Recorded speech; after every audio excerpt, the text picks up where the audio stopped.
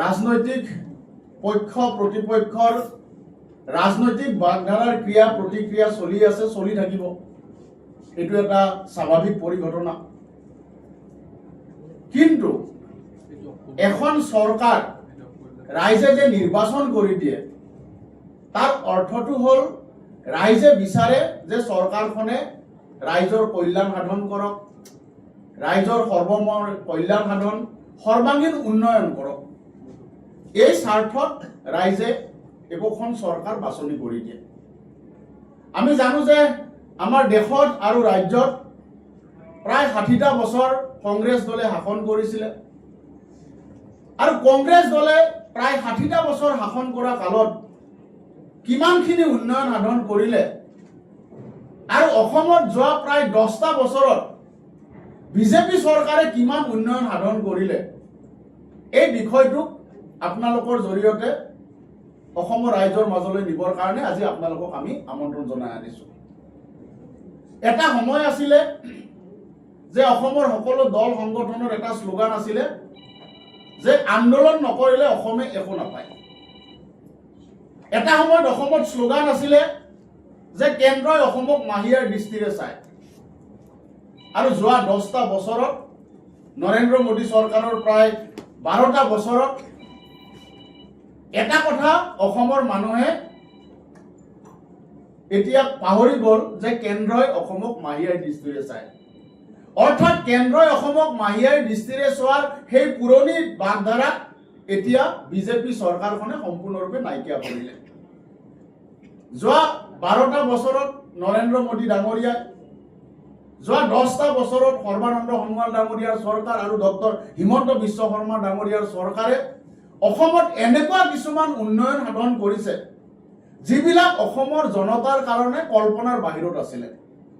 অসমৰ জনতাই ভাবিব নোৱাৰা ধৰণৰ অভূতপূৰ্ব কিছুমান উন্নয়ন এই বিজেপি নেতৃত্বাধীন চৰকাৰখনে কৰিছে। এটা সময়ত আপোনালোকৰ সংবাদ মাধ্যমত এটা বাতৰি আমি প্ৰায়ে দেখিছিলো যে ৰাষ্ট্ৰীয় ঘাইপথ এতিয়া মৰণ ফান। ৰাষ্ট্ৰীয় ঘাইপথ এতিয়া মৰণ ফান, এইটো আছিলে আপোনালোকৰ সংবাদ মাধ্যমত এটা বহুল প্ৰচাৰিত হেডলাইন। কিন্তু সেই একেখন অসমতে বিজেপি চৰকাৰে এনেকুৱা ধৰণৰ ৰাষ্ট্ৰীয় ঘাইপথ নিৰ্মাণ কৰিলে যি ৰাষ্ট্ৰীয় ঘাইপথত এতিয়া ইমাৰ্জেঞ্চি লেণ্ডিং কৰিব পাৰে যুদ্ধ বিমানে। আজি বিমানৰ জৰুৰী অৱতৰণ কৰিব পৰা ধৰণৰ ৰাষ্ট্ৰীয় ঘাইপথ বিজেপি চৰকাৰখনে নিৰ্মাণ কৰি উলিয়ালে। যোৱা 5টা বছৰত 65,000 কিলোমিটাৰ পথ বিজেপি চৰকাৰখনে, NDA চৰকাৰখনে নিৰ্মাণ কৰিছে। এইটো তাৰ আগৰ 60 বছৰ কংগ্ৰেছে শাসন কৰা লগত যদি আমি তুলনা কৰো তেনেহলে এইটো এটা বহুত ডাঙৰ অভিলেখ। 100-330খন দলং যোৱা 5টা বছৰত আমাৰ বিজেপি নেতৃত্বাধীন NDA চৰকাৰে নিৰ্মাণ কৰিছে। যোৱা 13 মাৰ্চতো আপোনালোকে জানে যে 22,664 কোটি টকা ব্যয় সাপেক্ষ আমাৰ শিলচৰ হাই স্পীড কৰিডৰৰ ভূমি পূজন কৰি গ'ল প্ৰধানমন্ত্ৰী ডাঙৰীয়াই, যিয়ে সমগ্ৰ উত্তৰ পূৰ্বাঞ্চলৰে যোগাযোগ ব্যৱস্থাটো আৰু অধিক শক্তিশালী কৰিব। এটা সময় আছিল লখিমপুৰৰ পৰা গুৱাহাটী অহাটো এটা ডাঙৰ প্ৰস্তুতিৰ বিষয় আছিল লখিমপুৰ ধেমাজিবাসীৰ কাৰণে। 12 ঘণ্টা 14 ঘণ্টালৈকে সময় লাগিছিল লখিমপুৰৰ পৰা গুৱাহাটী পাবলৈ। আৰু বিজেপি চৰকাৰে উত্তৰ অসমত এনেকুৱা ধৰণে ঘাইপথ নিৰ্মাণ কৰিলে, ৰাষ্ট্ৰীয় পথ নিৰ্মাণ কৰিলে, এতিয়া লখিমপুৰৰ পৰা মানুহে ৰাতিপুৱাই আহি গুৱাহাটীত কাম বন কৰি আকৌ লখিমপুৰলৈ উভতি যাব পাৰে। মই নিজে, আমি নামনি অসমৰ মানুহ, নামনি অসমৰ কেইখনমান জিলাৰ কাৰণে কুমাৰ ভাস্কৰ বৰ্মা সেতুৰ যেতিয়াৰ পৰা উদ্বোধন হ'ল, এতিয়া আমি ফাঁচী বজাৰৰ পৰা 8-9 মিনিটৰ ভিতৰত আমি আমিনগাঁও পাওঁ।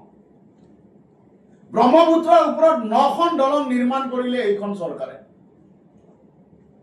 আৰু সৰ্ববৃহৎ এখন দীঘলীয়া দলং, ফুলবাৰী দলং, আপোনালোকে জানে যে এইখন এখন বৃহৎ বহুত দীঘলীয়া দলং নিৰ্মাণ প্ৰায় সম্পূৰ্ণ হৈ উঠিছে।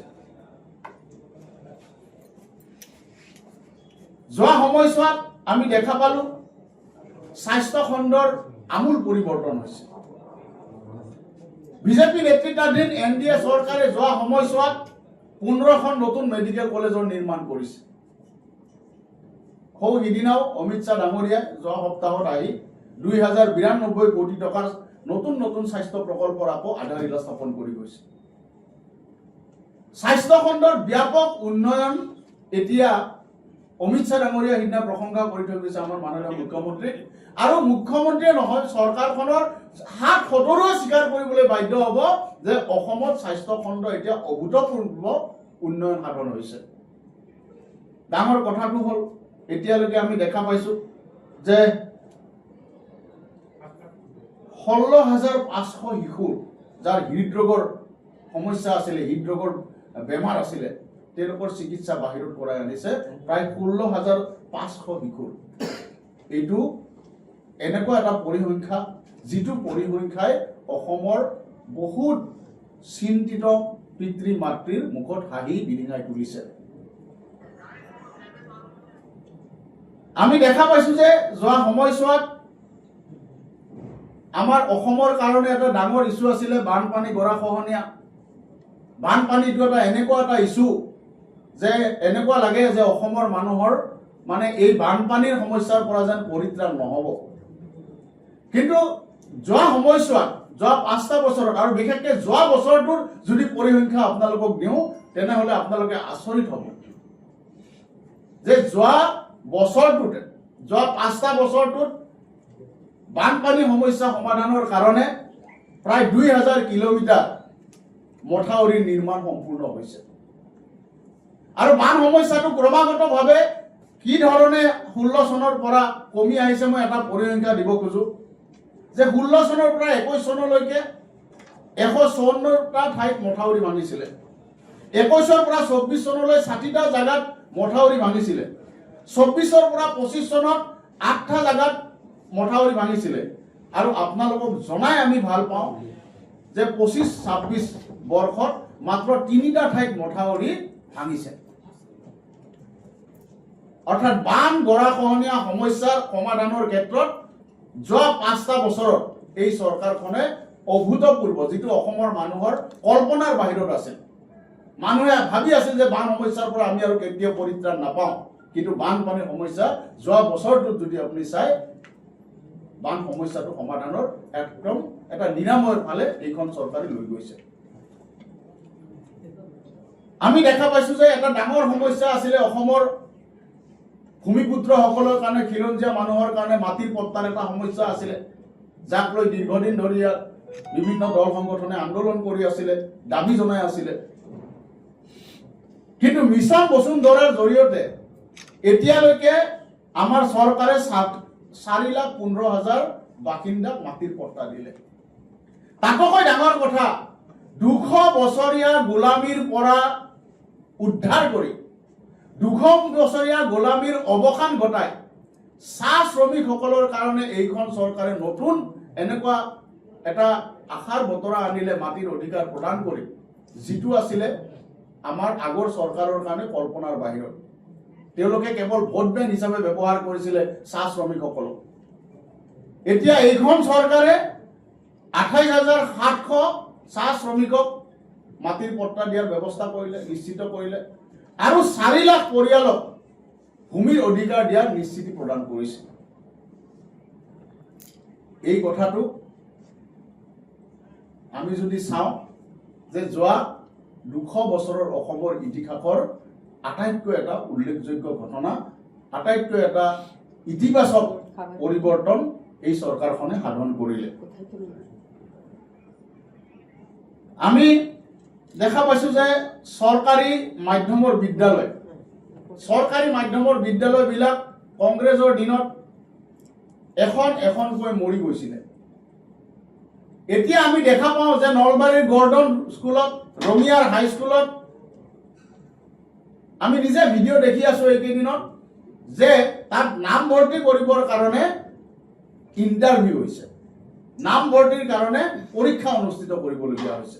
অৰ্থাৎ চৰকাৰী মাধ্যমৰ বিদ্যালয় আজি এই পৰ্যায়লৈ উন্নীত হৈছে। গতিকে নিৰ্বাচন আহিব, নিৰ্বাচনত বিভিন্ন ৰাজনৈতিক নেৰেটিভ থাকিব, বিৰোধী পক্ষৰ শাসক পক্ষৰ মাজত বিভিন্ন বাগধাৰাৰ ক্ৰিয়া প্ৰতিক্ৰিয়া থাকিব, কিন্তু মূল কথাটো হ'ল উন্নয়ন। আৰু এই উন্নয়ন বিজেপি চৰকাৰখনে এনেকুৱা পৰ্যায়লৈ লৈ গ'ল, অসমৰ মানুহে কল্পনা কৰিব নোৱাৰা ধৰণৰ সুৰংগ পথৰ নিৰ্মাণলৈকে, কাজিৰঙাৰ এলিভেটেড কৰিডৰ নিৰ্মাণলৈকে, ৰিং ৰোড নিৰ্মাণলৈকে, যিবিলাক আমাৰ কল্পনাৰ বাহিৰৰ আছিলে, তেনেকুৱা কিছুমান অভূতপূৰ্ব কল্পনাতকে বেছি, অসমৰ মানুহে কল্পনা কৰাতকে বেছি উন্নয়নৰ কাম এইখন চৰকাৰে সাধন কৰিলে। সেইকাৰণে আমি দেখিছো যে মাজতে কংগ্ৰেছ চৰকাৰে এখন চাৰ্জশ্বিট উলিয়াইছে বিজেপি চৰকাৰৰ বিৰুদ্ধে, আৰু তাত মাত্ৰ তেওঁলোকে 20টা পইণ্ট দিব পাৰিছে।